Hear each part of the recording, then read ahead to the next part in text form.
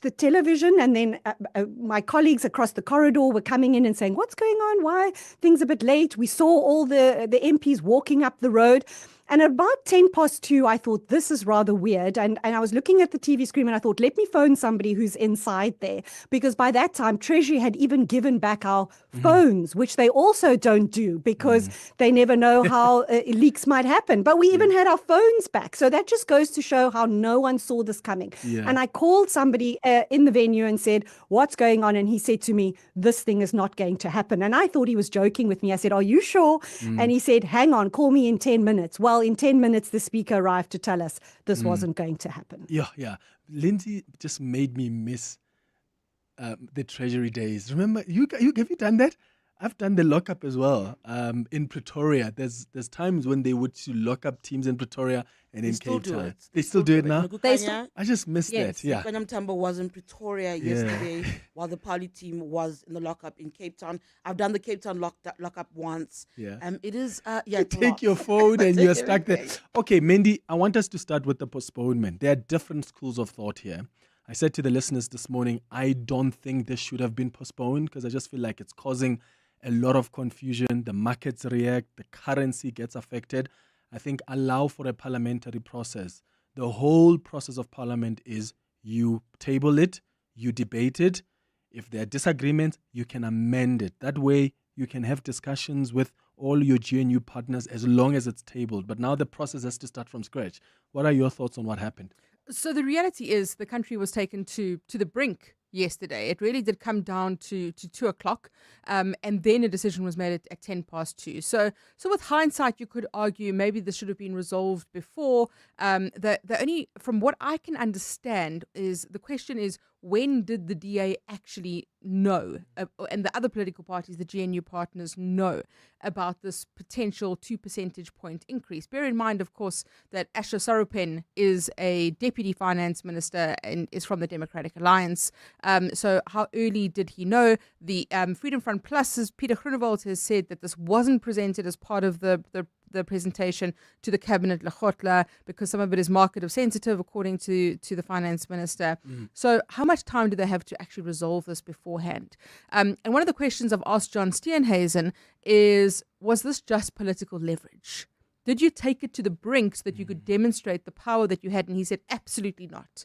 He said that wasn't the case. Now, from what I understand is that had the budget been presented by the finance minister, it then gets debated, but the process to challenge the budget is far more laborious, and it can take a very long time, and it gets tied up in parliamentary committees in order to actually pass the acts that implement the budget. And that's why they didn't want that to happen. And I'm sure Lindsay can explain this much better than I can. But that was my understanding, was that they didn't want him to actually present the budget because then it makes it far more difficult. They rather wanted to stop the budget from being presented, and then they could agree on a budget and then present it. Otherwise, we would have found ourselves in all kinds of complicated terrain that we haven't navigated before. The big question, Tshidi, is when did the DA know, right? So the DA has been saying that, well, they've been negotiating with us about this VAT increase and we've been saying no. And yet, Treasury still took the risk to say, we are going ahead with the budget. We're going to have this meeting a few hours before, because they thought what? They're going to just say yes? Sign off and that's the beauty of coalition talks, right? A coalition relationship is that you actually get to test your might. I do give the DA credit, and some of the parties, for recognizing a moment. I don't give the DA credit for being the reason why this didn't happen. They recognize a moment, because in the room, what you did have, Clement, are even ANC members who rejected the idea of a 2% VAT increase. I think it's interesting to figure out, when did the DA know? I listened to John Steenhuisen this morning in an interview saying they knew a fortnight ago. You saw weekend reports. Yeah, he said the same thing to me, a fortnight. Yeah, a fortnight ago. You heard weekend reports where they claimed that there was talk about it, but there wasn't a percentage. That there is an issue around what was the percentage. Even down to the minister yesterday speaking about where he believed the leak came from, saying it's from cabinet colleagues. I understand from insiders that on Monday, he did meet with the officials in the ANC, Enoch Ndongwana's minister, and the 2% did come up there and was widely rejected by people in the top 7 of the ANC. However, they themselves remain divided, with some say, well, it looks like there is no other way forward, that we are stuck.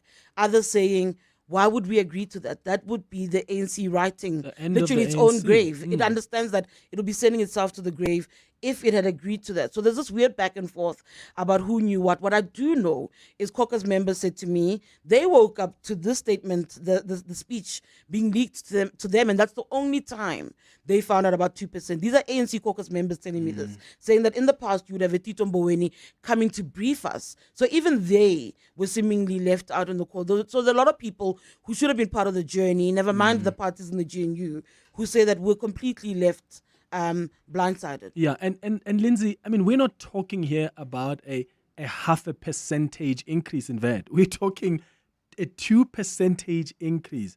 That is not small feat. I mean, the last time we had a VAT increase was back in 2017, 2018, and that was a big moment in itself. So was this a miscalculated risk? And also help us clarify also what Mandy is saying there about the processes that would have just made it so difficult once it is tabled and there are still disagreements. Clement, I just quickly want to pick up with what Tshidi was saying, and we heard this also from Kumbutso Ntshavheni, the minister in the presidency, saying, well, it's not just the DA or the PA or the Good Party who disagreed, the ANC members also. What I would be curious to know is that if this was an ANC majority government, would those ANC members who are opposed to this have had the courage of their conviction to put a stop to the budget? Because we know in the past, yes, one or two of them here and there will tell us, oh, we don't agree with this, we don't agree with this. But when it comes down to the vote, everybody toes the line always and goes with it. And so would 5 or 6 or maybe 2 or 3 ANC ministers perhaps in cabinet who said we don't agree with this VAT increase, would they have stopped a budget yesterday? I don't know. I think they might have been unhappy, but it would have gone ahead. Be that as it may, if you go through the budget documents, which late yesterday the Treasury then said, oh, well, okay, it's open season, enough of it is out there. There's a table in the very big documents that we get to go through that compares emerging markets and their VAT increases. And if you look at the table that they presented and you compare us, say, for example, with our BRICS partners, then this percentage, 2 percentage point increase would not be too far out of kilter. I think this would only have put us above Botswana in our region, but Brazil, India, and I think China, they would all be above us if we were to compare apples with apples. And it's part of those budget documents that didn't get tabled yesterday. So apart from this VAT increase, there was almost, I'd say to Tshidi, I thought, gosh, we're going to have an early day. This is all quite locked down, because sometimes we get in there and we're so overwhelmed. And even today, we are so overwhelmed by this VAT increase that we haven't actually looked at what the other things were that are being proposed. And in fact, it was very little. This was the biggie. This was the shocker. But in previous years, we were so bogged down by how much is SOEs getting. Well, I can tell you, not a single cent. You know, the finance minister was holding the line yesterday. Not a cent for the post office, for Transnet, for nobody. And these were the things that used to dog the budget in previous years. So this was really, really a big one. And as Mandy and Tshidi have already explained, I think the details were withheld, and Treasury has also told us in that press conference yesterday that they believe that the leaks did not come from Treasury. But I think it was a complete misjudgment to think that they could not discuss these details. I mean, one wonders then what was discussed at the Lekgotla, and we understand not sharing too much details, but I think they going down to the wire like this yesterday with such a big shocker, I think it was way too much of a big risk to have taken. Yeah, and I went through this budget last night, and I mean, you could argue it was a pro-poor budget in a way, even though the disagreement can be on this 2% VAT. I mean, one of the things is that what the minister was offering in return was you VAT zero rate food items that were now going to be included, including meat products, sheep, poultry, goat, swine, and tinned vegetables, and dairy liquid blends. The fuel levy relief of 4 billion rand for consumers, social grants increases above inflation, and adjusted personal income tax. But was that going to be enough? Mandy Wiener, what does this moment mean for the Democratic Alliance? I tweeted yesterday and people didn't like it. I said, 5 words, give the DA a bells, because they deserved it yesterday, and I'll tell you why. Even though the ANC can want to argue that, oh, but we had 3 or 4 or 10 ministers that were against it. The DA held the key. Because this is not about a cabinet majority where even if the IFP or the PA or the ANC, all of you agree, the DA held the key in this context, because if they didn't vote and support this, they are supported by the MK party, they're supported by the EFF. You can come with your majority in cabinet, that budget is not going to pass. So this is where the reality of sufficient consensus comes into play, right? That we speak about or hear about in the statement of intent, because ultimately, you can look at the Bella Bill, you can look at the Land Expropriation Act, you can look at all of these issues, right? But when it comes down to something like the budget, you need majority. The ANC does not have a majority. The ANC has become so used to untrammeled power and just passing a budget. And this is the new reality, is that they now require sufficient consensus in order to pass something. And the DA is its biggest GNU partner. You know, you can call it a coalition, whatever it may be, and the ANC just cannot steamroll anything through anymore. So this is the new reality that they're going to have to face. And I think that it was a political gamble to take it to the brink in this way. I think that they took the gamble. They thought the DA wouldn't hold the line.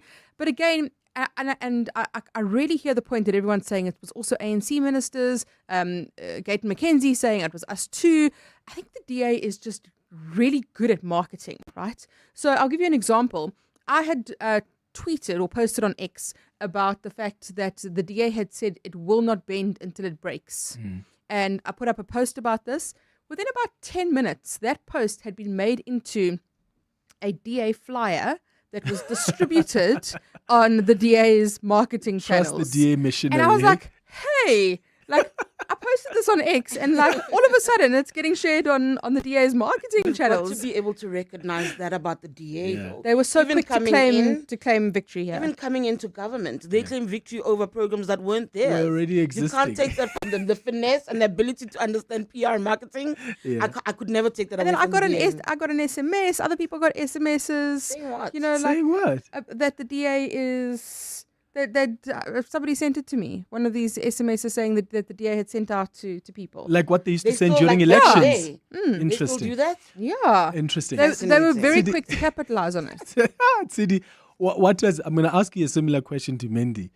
What does this mean for the DA going forward? Because I think they're going to start using the budget as leverage, because the ANC has had its way since elections. Let's be honest. Have they really taken the DA seriously? The DA has always been shouting at the top of their lungs, we will leave if they sign the Bella Act. Yeah, and the ANC signs it. people. We will leave if they sign NHI. ANC signs it. They're still stuck there. Now the DA says, now we will show But you. wait, what you forget is that the NC's been gloating about how they've managed to hold on to power even at 40%. Yeah. They managed to still This call is the a shots moment. at 40%. So it's a beautiful moment of reckoning for the ANC from where I stand. It'll be interesting to see what the DA does with it. The DA has been consistently saying we don't want to be bystanders. And I think that's a legitimate point. You can't be a part of a coalition and then decisions are made outside of you. But what was interesting for me to see this morning, Emma Powell, who deals with international relations, this morning suddenly said, we are not bystanders. I'm like, how? Even now. So she's also got now a view. I wasn't too sure what she was speaking to, but she was speaking to issues around, obviously, US and South Africa relations. So they're finding their voices and getting stronger in demanding for more. So I think that the picture will be very interesting. The DA has been demanding to be heard, and they found really great leverage through the budget. And the timing is great because you can't see an EFF and an MK. I've always argued that they could get a sign-off, a trade-off with EFF and MK, but you can't see them also signing off on a VAT budget that's going to cripple households. No ways. It doesn't work. The moment was just, the ingredients were well in place for what the DA did. Yeah. Lindsay, the ANC has had its way. The Bella Act, the NHI, expropriation. I mean, I can go on and on. Cabinet posts when the DA was opposing and saying, we need more, we need this. This is a moment for the DA. Whichever way you look at it, this is good PR for them. Well, Clement, Tshidi might remember this. When we were at the convention centre for the first sitting of the new parliament, and that agreement, the statement of intent, was literally coming down to the wire to sign. If you were listening carefully, yes, you spoke about the acts being signed. those who had the foresight of what was going to come, and this issue of sufficient consensus and supply and demand and all these terms that were being bandied about at the time, those who were looking down the road all said they need to work this out before the budget.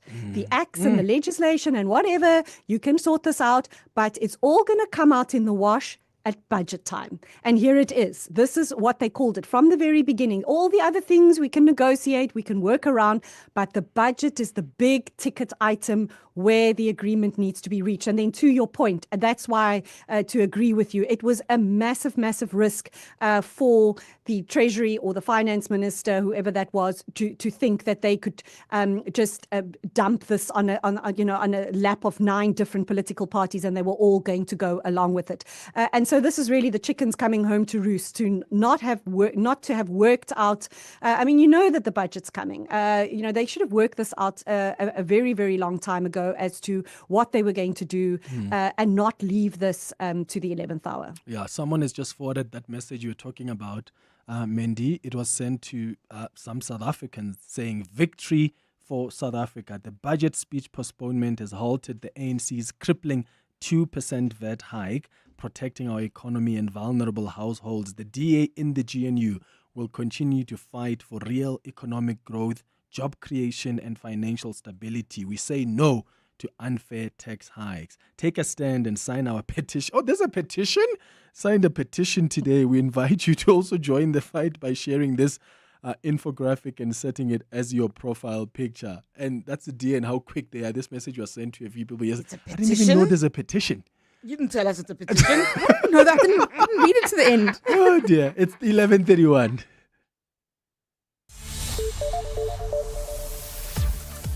Time for the latest in Eyewitness News headlines. Mbali, good morning.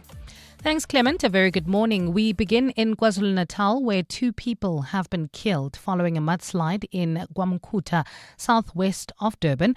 The couple was trapped in the rubble of their home after heavy rain caused the mudslide. Emergency service teams are on the scene currently retrieving the couple's bodies. Staying with weather-related matters in the Western Cape now, windy conditions and high temperatures are continuing to hamper firefighting efforts in Wellington. Multiple fires broke out in the Cape Winelands earlier this week, with a blaze that started on Oakland's farm causing the most issues. A house and 2 sheds were destroyed, while 2 cottages had to be evacuated. And in other news, some DA regional leaders say the Gauteng province has regressed under Premier Panyaza Lesufi's leadership. The party briefed media in Johannesburg this morning to present what it calls the true state of the province address. The organisation traditionally holds an alternative SOPA ahead of the official one, which will be presented by Lesufi next week. Those are the headlines. This Eyewitness News and more at midday or as it happens. EWN Traffic. We still have slow-moving traffic. That's in the Midrand area on the N1 northbound between Allendale and Olifantsfontein Road due to an earlier accident. Also, in the Parktown area heading into the Joburg CBD, expect delays on the M1 southbound between Killarney, Bairns and Empire Road. This is all due to roadworks. Otherwise, the rest of Gauteng not looking too bad. Free-flowing, no accidents have been reported on our highways.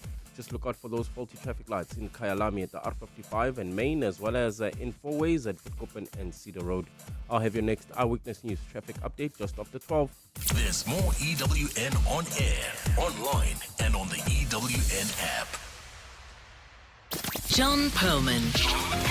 Weekday afternoons, 3 to 6. When in the process of consultation around the budget, did it become clear to the DA members of the GNU that a complete impasse had been reached? During the last few days, it became clear that a VAT increase of 2% by the ANC was on the table. We have from day one said that we will not support any VAT increase or any company tax increases, and we made it clear we will not support this budget. It's Willie Ocamp, DA National Spokesperson. John Perlman. 3 to 6 on 702. You know what's the problem with advertising? Advertising fell in love with conversion rates and click-throughs, but forgot that there are people behind those data points. At Zero Digital Consultancy, we believe people aren't just numbers, and numbers aren't just figures. We specialize in questioning, understanding, and optimizing data so your business reaches the right people. Get started. Email info@startatzero.agency to find out more. To walk the talk is to turn words into meaningful actions. And it's what we at 702 are committed to doing every day. We're also committed to following the rules set out by the Broadcasting Complaints Commission's Code of Conduct. To give you balanced programming, fair comment, and accurate news.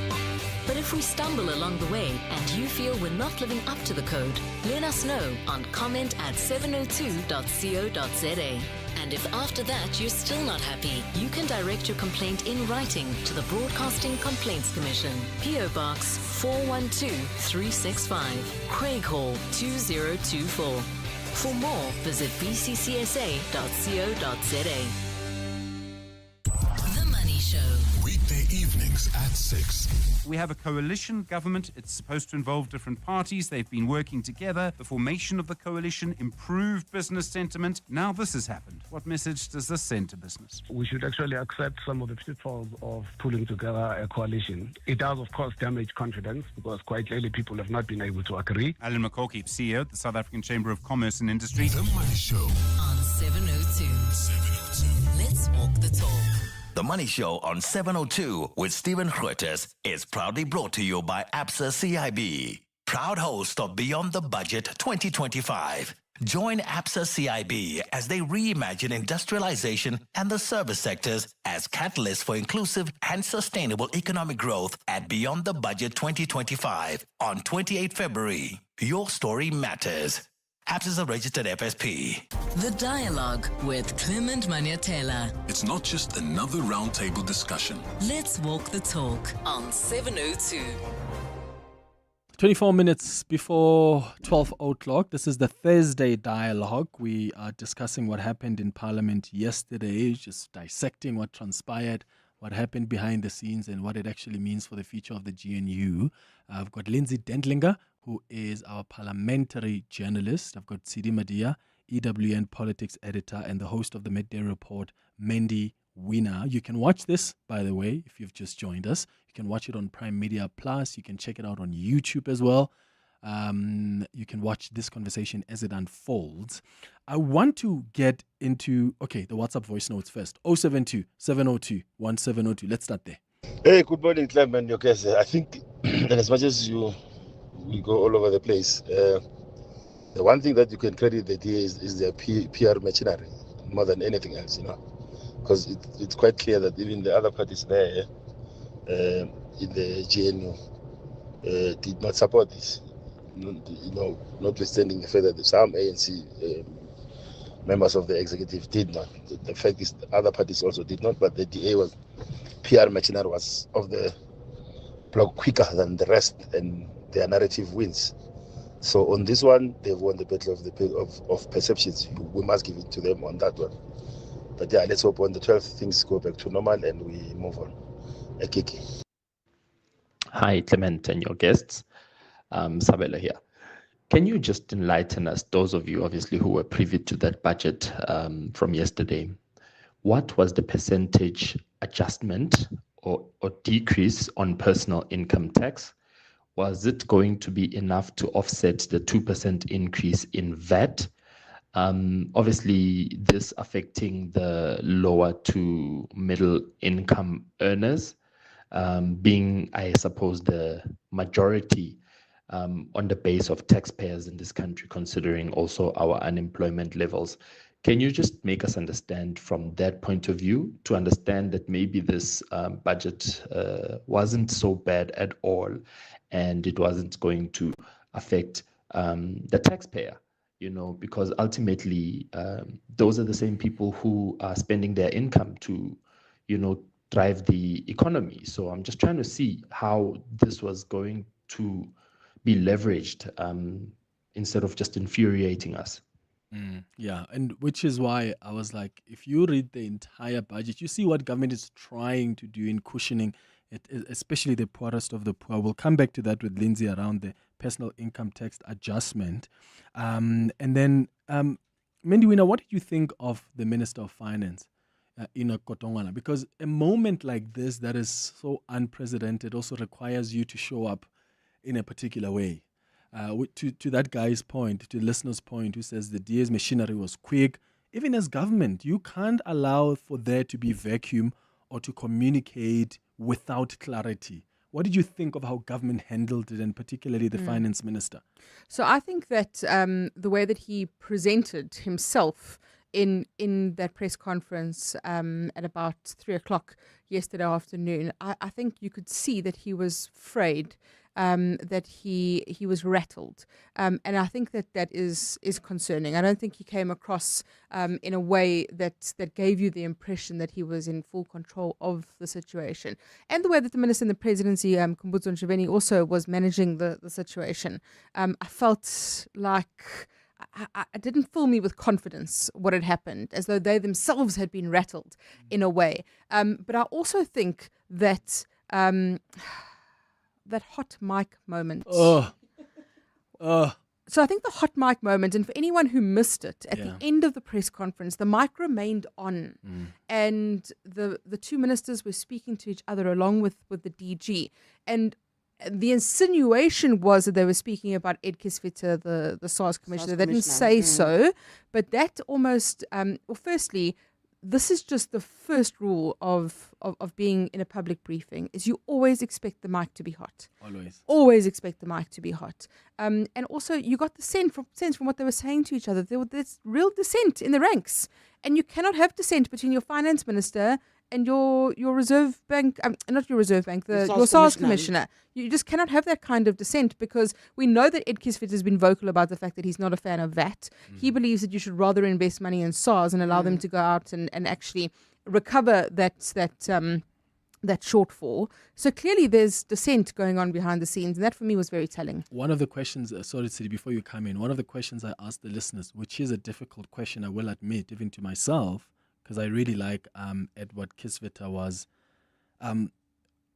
the determination of a tax rate is the function of cabinet. And you need to know when to not blur the line. I mean, when you interview even Stats SA, Statistician General was here on the show, and I asked a policy issue, and he said, you can't ask me that because that's me stepping the line. My job is to look at the numbers. And with the SARS commissioner, some people will argue, yeah, well, he's got to have something in policy. And the question I've been asking myself is, did he cross the line by also speaking few weeks before budget and say, I don't agree that this should be VAT? Can I weigh in on that quickly? Yeah. I think that it's not hard and fast like that. I do think that, yes, you can say that from a policy perspective, the responsibility lies with person A or cabinet or whatever it is.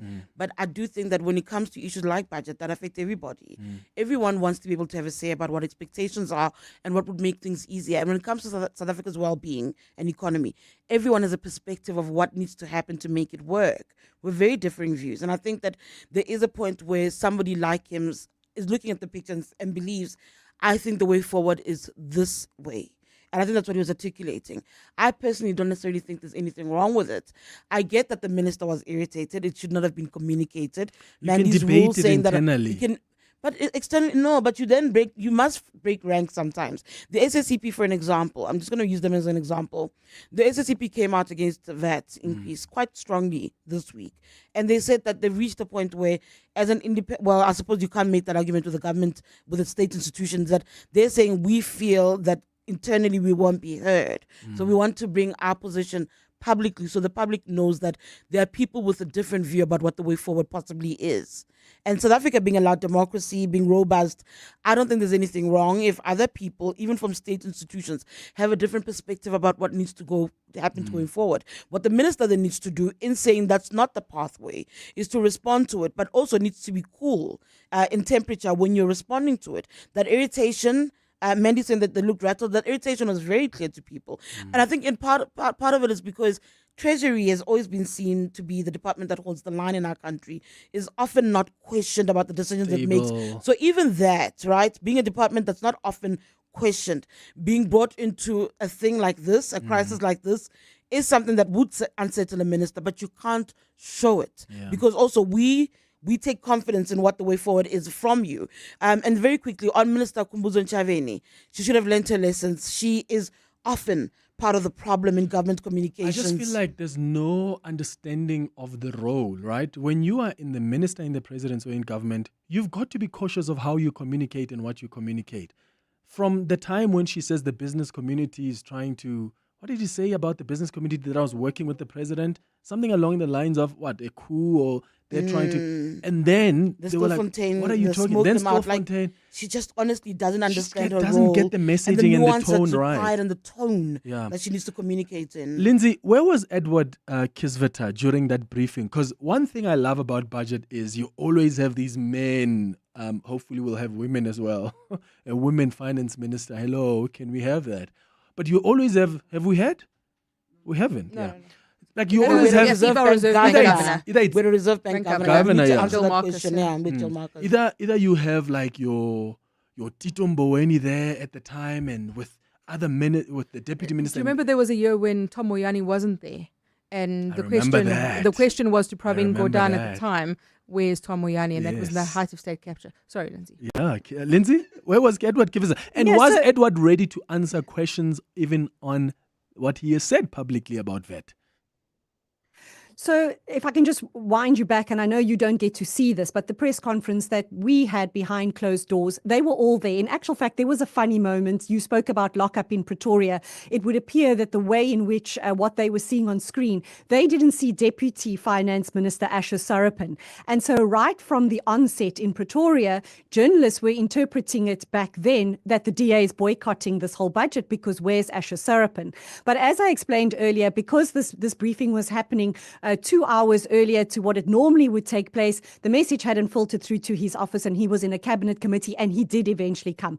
But all those men were there, and Edward Kisveta answered many questions related to how much money the two-pot retirement system has yielded, a lot more than he anticipated. He spoke about the fact that we would have hoped that there were more taxpayers paying tax. I think it's only increased by, I don't want to get that figure wrong, but I think they I think it's from 16 million to 16.3 million taxpayers. So he answered many questions. And then just back to Tshidi's point about, and your point about where the lines are blurred, you know what, these are interconnected portfolios. And yes, they might not be executive members, but there's a reason they are all there at budget. And again, this is probably something you would not have heard, but even the Reserve Bank governor was asked, what do you make of a 2 percentage point VAT increase? What does this do to monetary policy? And his words were, we treat that as a shock. So, you can't completely exclude the SARS commissioner. Yes, it's not his role to decide on policy, but in weighing in on his opinion on all of this, I mean, we got the opinion from the Reserve Bank governor on all of this. So I think it's all very interconnected as to, what it means for inflation and monetary policy and a whole host of things. And so, yes, to your question on the second press conference, no, they weren't present, but I think that was very much a government communication exercise coordinated by the GCIS. And so I think the intention was for the minister to only communicate the postponement, and that was an executive and a cabinet and a parliamentary decision that doesn't impact the SARS commissioner or the Reserve Bank governor. And so I think that's how we should read them not being present there, not for anything else. Okay, I want the listeners to also, if you've got some questions for us, 011-883-0702 is the number to dial. You can also send a WhatsApp on 072-702-1702. Share your thoughts, your inputs. What's your assessment? What's your analysis? Otherwise, if you've got a question, please bring it forward as well. Before we go to break, I want to ask this. It's all good and well for us to reject or to celebrate postponement, whichever side you're on. The bottom line is we don't have money. We need about 60 billion rand in additional revenue for this year. Do you get a sense that the DA is giving an alternative solution? Because you can't stop at, we're not going to support a 2 percentage point increase in VAT. You don't stop there. What are your alternatives? Do you get a sense that the DA is able, Mandy, to present those alternatives? I think they have a plan, and I'm sure that they'll elaborate on that more. One of the questions I've asked John Steenhuisen, and I'm going to play the interview on the Midday Report today, was, well, would you settle for 1%? because a lot of people are floating this idea that potentially the ANC or the finance minister suggested a 2 percentage point increase with the intention of it then going to negotiation and a settlement on 1%. And he said no. He said it more diplomatically than that, but just saying that he said, I don't think we can. So I think that's going to be interesting, and how they find one another through the power of negotiation that they all attribute a lot of the resolution to. But this is something that's going to have to get resolved. Yeah. So, and you know, it's interesting because in the SONA, we definitely saw the hand of GNU partners in that policy coming through in the SONA speech. So I imagine that they would have to find a way to resolve this, and some of their policies would be imbued into the budget. When I look at the thing, Tshidi, on what the DA's alternatives are, for me, they're more long-term. Yes. When you say cut ministerial positions, when you're saying, let's create good financial systems in government, those things are not going to happen in 3 months or 5 months. Now. What is the solution now? You know what? I just want to quickly weigh in on the SONA. Mandy's correct to say that you felt a lot of the DA's influence in the SONA. But there is an argument that was to try and make them, to pacify them. That's why it was done. A lot of people don't recognize the SONA as the important. What matters is actually where the rands and cents actually going. What is the budget plan? So it'll be interesting to see what happens going forward. I think all of us are interested in seeing how they find one another ahead of the 12th of March. I almost feel like it's too short a period to find a sustainable solution. And I think the problem is when you speak of growth, speaking of growth, cutting, those things are long term. The crisis is we need money now. And I've listened to people speak about corporate tax, but the issues, and I think the minister's spoken about this before, that businesses will go to where it's viable to operate, number one. Secondly, you don't want retrenchments. You've got an unemployment crisis on your hands. Exactly. If you speak about the wage bill, you'll have protest. Again, we're going to go back into this vicious cycle.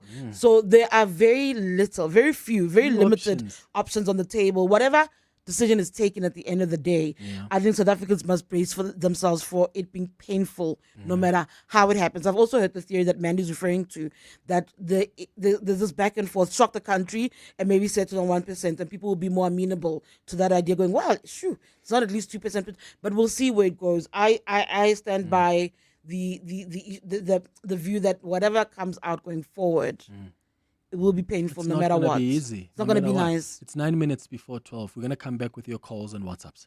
Bongani Bingwa, 702 Breakfast. Weekday mornings, 6 to 9. Mark your calendars. The 12th of March is now the new date for the budget speech, and let's hope there will be no last-minute cancellations the next time. Did you see it coming? It was just obvious to me that they had not agreed on this 2% VAT increase. The ANC, as per tradition, we're hearing, they come and announce it, but now there's all other ministers. It was just obvious to me that it would be cancelled, and it's a good thing, And it's due to this incompetent macroeconomic policies by Treasury and the Reserve Bank.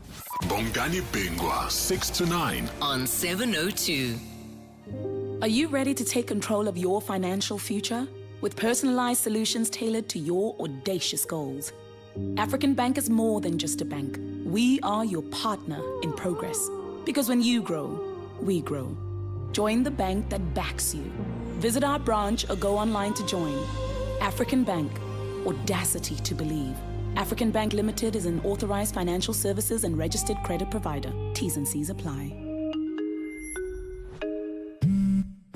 V up your February with great value deals from Vodacom Business. Meet the new Samsung Galaxy S25 Ultra featuring integrated Galaxy AI. Get it on a Red Business 1.5 gig plan for only 1,539 Rand per month over 24 months. Enhance your deal. Add 69 Rand extra per month and get the Samsung Galaxy Watch 7 eSIM. Available in-store and online. T's and C's apply. Further together.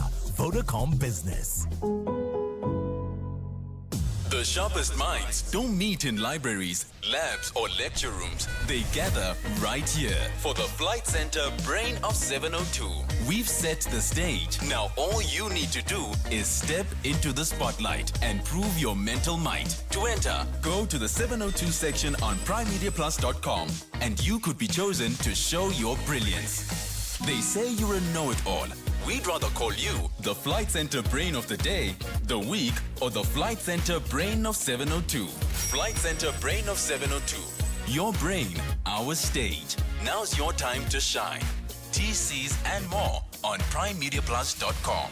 The Dialogue with Clement Manyathela. It's not just another roundtable discussion. Let's walk the talk on 702.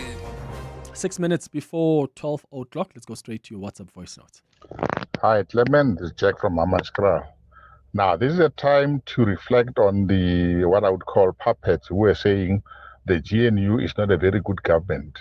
Now, look at what a milestone we have, what a moment we have in financial history that the world can witness a coalition partner group stopping the ANC from murdering the country with a 2% hike in terms of VAT.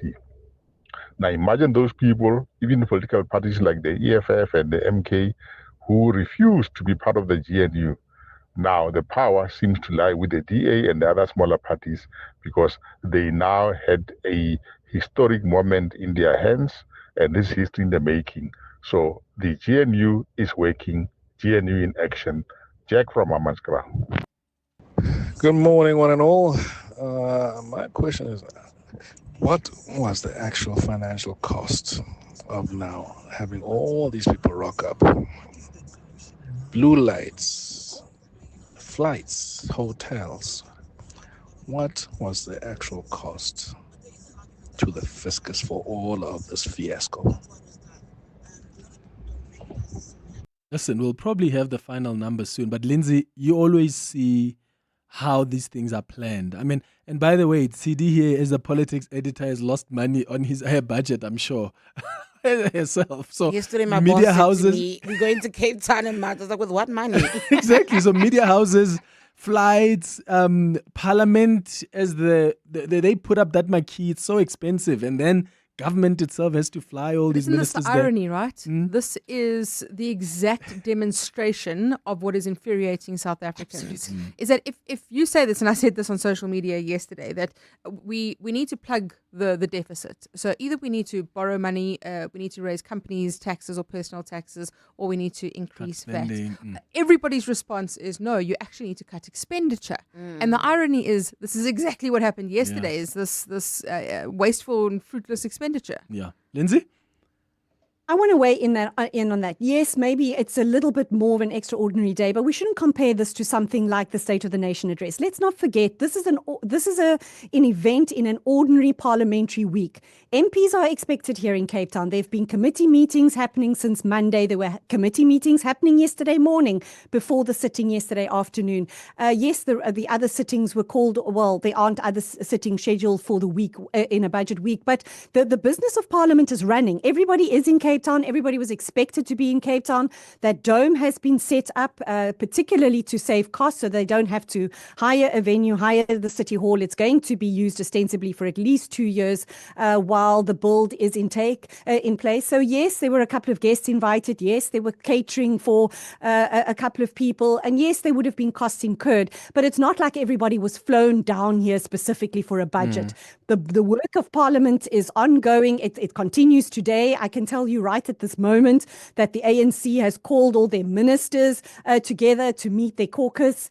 There are things happening. Thursday is traditionally a caucus day. All political parties huddle in their various places around the parliamentary precinct and talk about the business. So it's not like everybody came here specifically for a waste of 20 minutes yesterday afternoon. But Clement, I just quickly want to go back, and I'm not saying that this is going to find you the 58 billion rand or whatever it is that we need, but I think this again today also, or yesterday again, showed that promises that get made in the past that don't get delivered on. Yes, there's constantly this cut the fat, cut the cabinet, and it's not even a GNU cabinet that's bloated.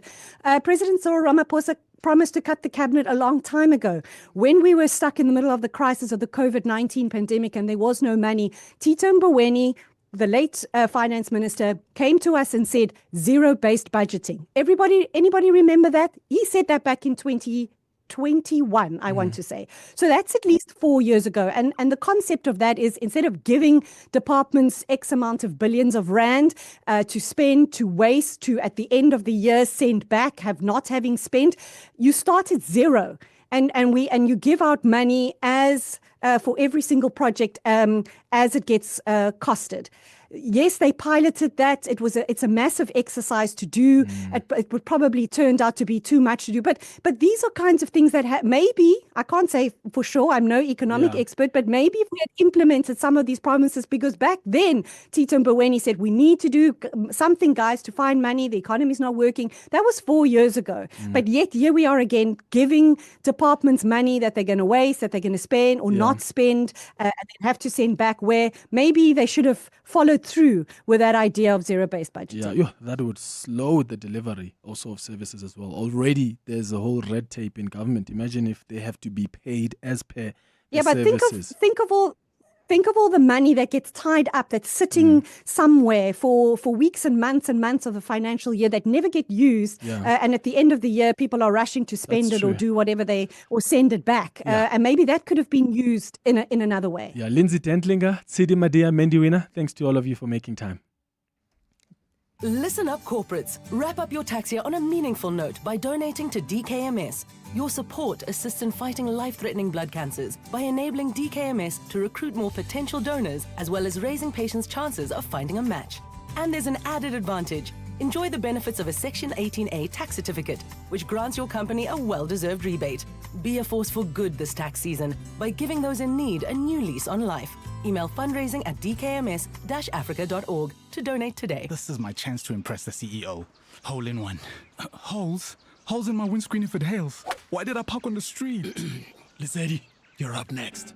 Live in the moment, not in the worry. Get expert vehicle cover from the leading short-term insurer online in under 2 minutes. Visit santam.co.za or SMS cover to 36101. Santam, this is freedom. Santam is an authorized FSP, a licensed non-life insurer and controlling company for its group companies. All right, coming up next, the Midday Report with Mandy Wiener, who'll be focusing a lot also on what happened yesterday with the postponement of the budget. Thank you for listening to the Thursday edition of the Clement Manyathela Show. We're back again tomorrow between 9 and 12. Have a beautiful day, my friends. Bye-bye. This is EWN. Good afternoon, I'm Mbali Dlamini. We begin in KwaZulu-Natal, where 2 people have been killed following a mudslide in Wamakuta, southwest of Durban. The couple was trapped in the rubble of their home after heavy rain caused a mudslide. Emergency service teams have been on the scene this morning, retrieving the couple's bodies. The inclement weather conditions have caused extensive damage in parts of KwaZulu-Natal this week. Mop-up operations are continuing in other parts of the province. Staying with weather-related matters, but moving to the Western Cape now, windy conditions and high temperatures continue to hamper firefighting efforts in Wellington. Multiple fires broke out in the Cape Winelands earlier this week, with a blaze that started on Oakland's farm posing the most problems. A house and 2 sheds were destroyed, while 2 cottages had to be evacuated. The Cape Winelands District Municipality's Joanne Otto says the wind subsided during the evening, making way for improved firefighting conditions. She says the fire, however, continues to burn out of control. The weather services predict a change in the wind direction, which together with the high temperatures is cause for concern, as this increases the likelihood of flare-ups. We shift our focus to this now. Some DA regional leaders say the Gauteng province has regressed under Premier Panyaza Lesufi's leadership. The party briefed media in Johannesburg this morning to present what it calls the true state of the province address. The organisation traditionally holds an alternative SOPA ahead of the official one, which will be presented by Lesufi next week.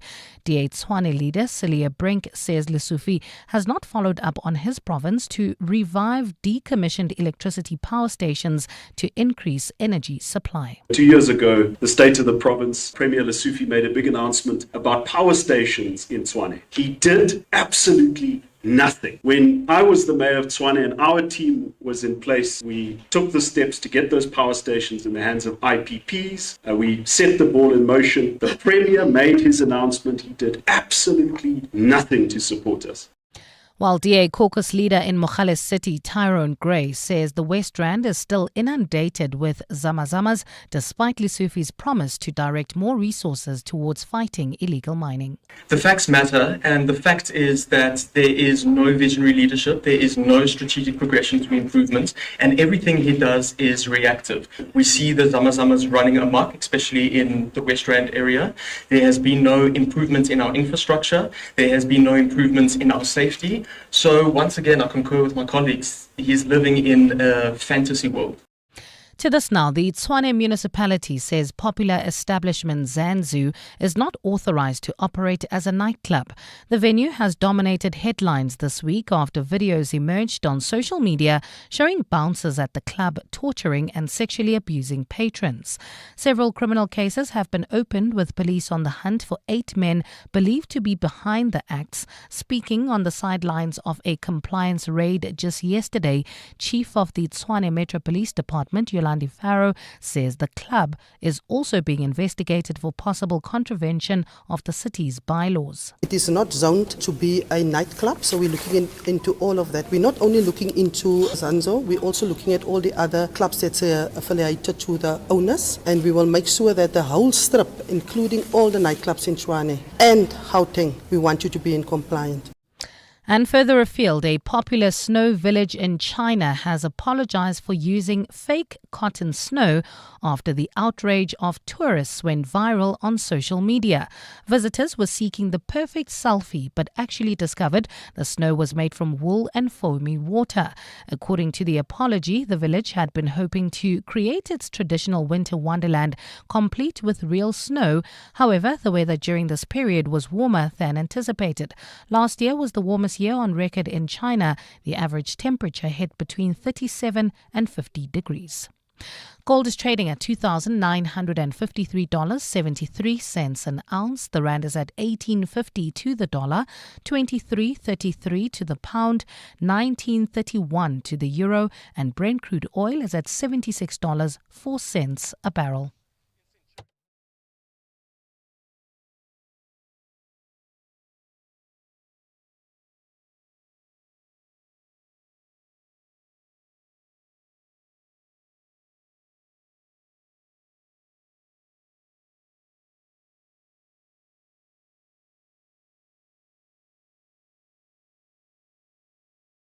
It's a cloudy afternoon in Gauteng with showers and thundershowers expected. Temperatures have peaked at highs of between 21 and 23 degrees, while Cape Town is fine today with a strong southwesterly wind at a high of 29. The top story in Eyewitness News: 2 people have been killed following a mudslide in Gwamakuta in the southwest of Durban in KZN.